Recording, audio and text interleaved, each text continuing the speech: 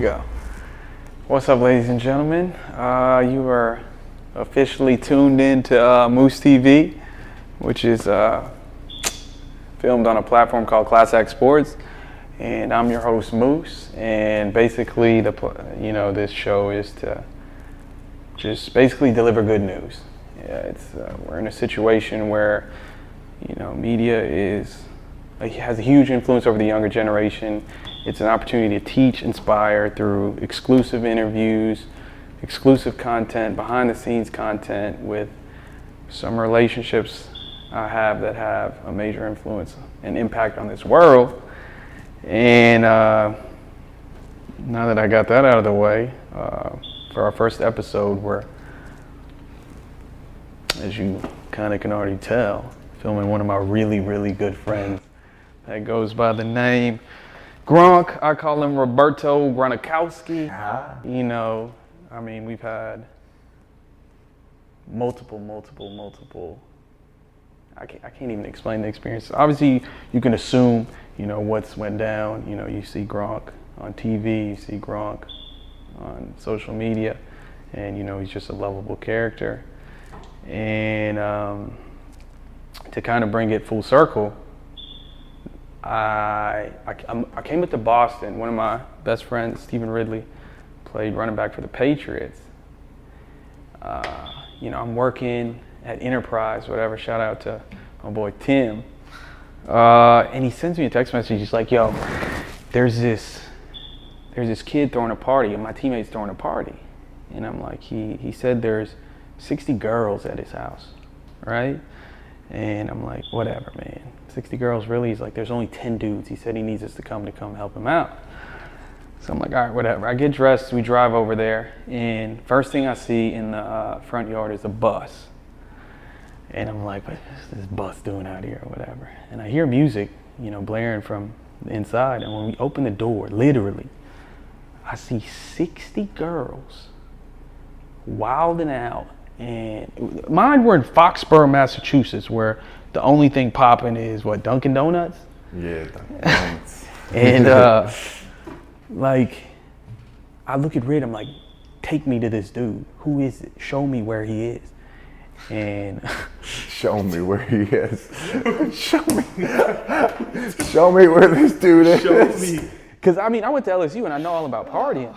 And I'm just like, where is this kid? And I turn the corner, and there he is with his shirt off, with the biggest smile on his face, and he says, "Welcome, my brothers."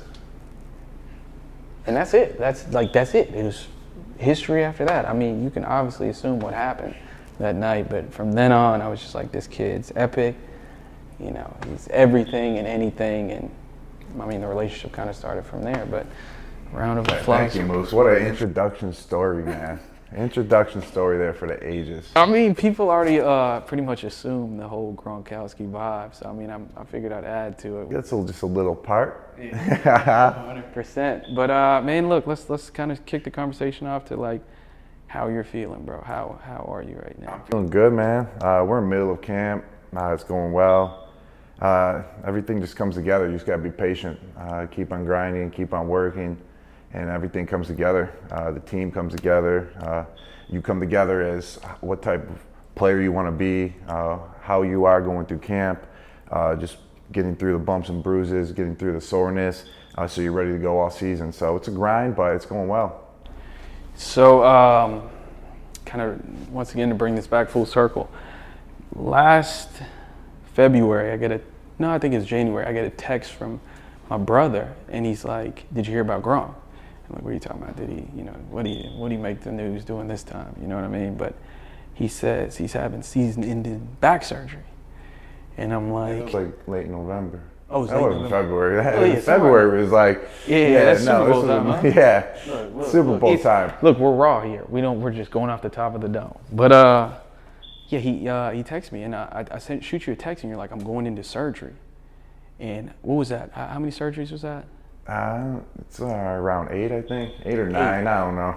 At the age of 27, in a sport that, has it's obviously, full of the best athletes competing against each other.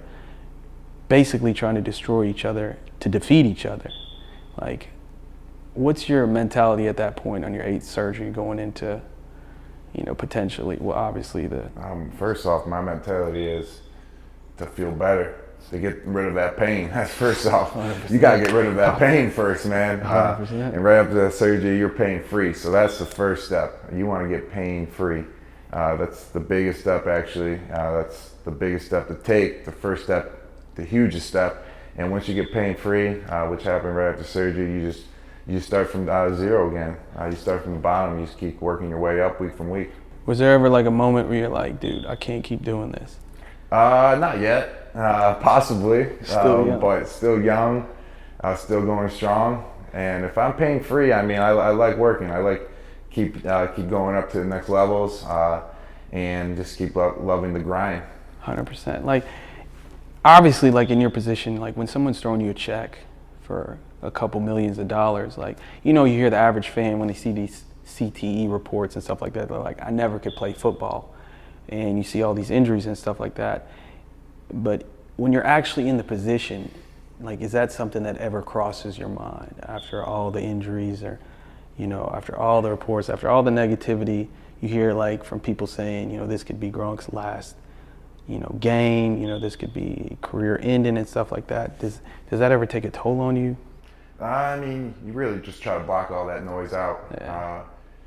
What takes a toll, I mean, obviously doing all the surgeries, starting from zero again, it definitely takes a toll. But if you just got that right mindset, that positive mindset, just to keep grinding, just to keep going, just to keep pushing, then you'll always be good. I mean, that positive mindset, setting goals every single week to keep on stepping and reaching up that ladder to get to where you want to be is where it's at.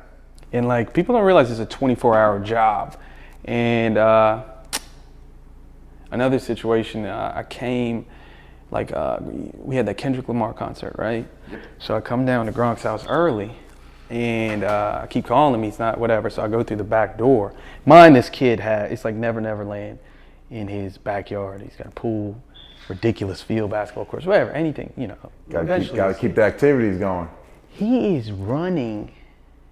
He has like 100 yards, basically, a 100-yard field in his backyard, and he's running sprints, 50 sprints. He gets done running 50 100-yard dash sprints, goes inside the house, chugs the water, jumps in the pool, swims I don't know how many laps, gets out, and to dry off, he goes and shoots hoops. And I'm watching it, and I'm just like, Gronk, the Gronk that I know is, everybody knows, big swole Gronk, heavy weightlifting, stiff, the movement of, when he talks on the cell phone, it's like this. The cell phone, like that. What's up, man? But like, I noticed him, I was like, he was moving effortlessly, smoothly, and just like crisp. And I'm like, did LeBron James bleach his skin? Because literally, not really, he looked good. And I'm just like, what changed? First thing I said, dude, do you look faster? You look quicker? You look swifter?